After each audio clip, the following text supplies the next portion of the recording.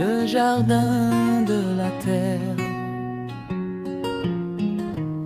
Le troisième jour, Dieu parle à la terre nue, que la verdure pousse, que l'herbe germe et croisse, que les arbres fruitiers s'élèvent et produisent avec en eux la graine, le mystère qui commence. Et la terre répondit dans un souffle de vie, elle se couvrit d'émeraudes, de tiges, de racines.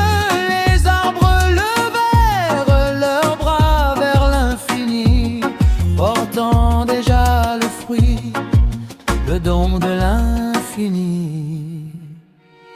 Et Dieu vit que cela était bon. Un soir, un matin, le troisième jour, la terre avait revêtu son premier manteau, un jardin préparé pour le plus bel émoi. Les luminaires du ciel,